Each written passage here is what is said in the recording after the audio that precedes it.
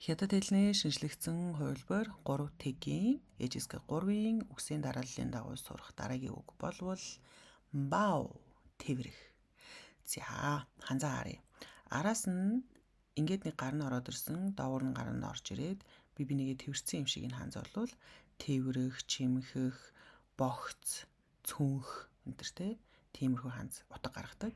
Урталтаа болохоор гар гэдэг дэлгүүр ханзтай учраас гараараа тэврэх, боож баглах гэсэн утгатай ханз болоод байгаа шүү.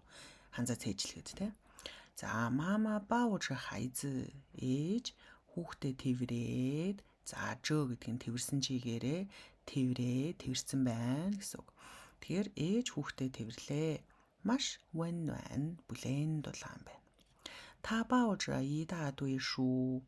Тэр нэг том овоолсон ном тэ дүй гэхлээр тийм овоолсон их том овоолсон номнуудыг баужа тэврээд цон бангунши чулайла.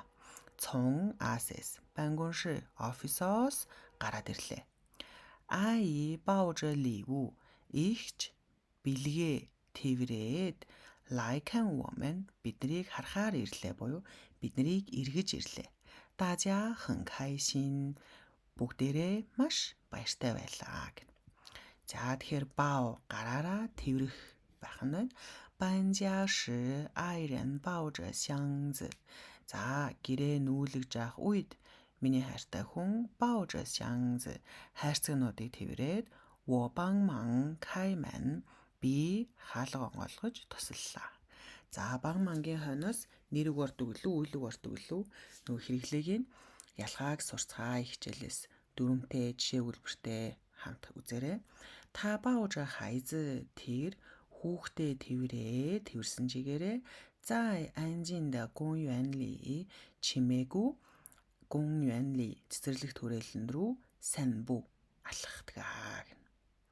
За тэгэхээр өөрсдөө өгүүлбэрээ зөв засааралд оруулж үзээрэй.